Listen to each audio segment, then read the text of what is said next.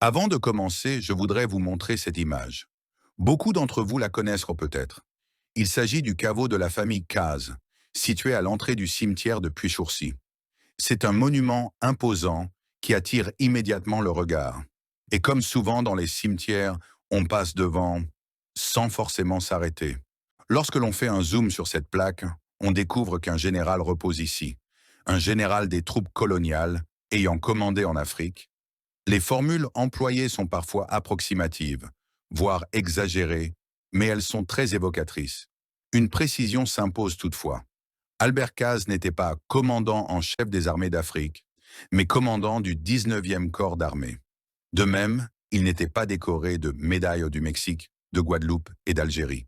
Il a en réalité reçu la médaille mexicaine de chevalier de l'ordre de Notre-Dame de Guadeloupe, ainsi que la médaille coloniale avec agrafe Algérie.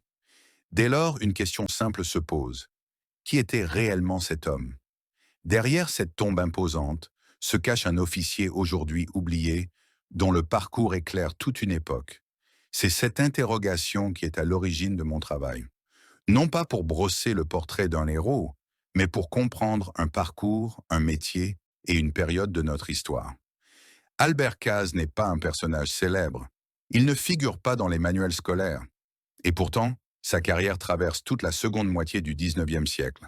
En le suivant, on comprend comment on devient officier à cette époque, comment fonctionne l'armée, et comment la France administre et contrôle ses territoires coloniaux.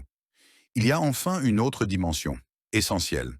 Albert Caz a terminé sa vie ici, à Puy-Chourcy. Son histoire est donc aussi une histoire locale, inscrite dans le paysage, dans le cimetière et dans la mémoire du village. À travers ce destin individuel, c'est toute une époque qui se dessine. Albert Caz est avant tout un enfant du 19e siècle, et c'est ce que nous racontera le prochain épisode.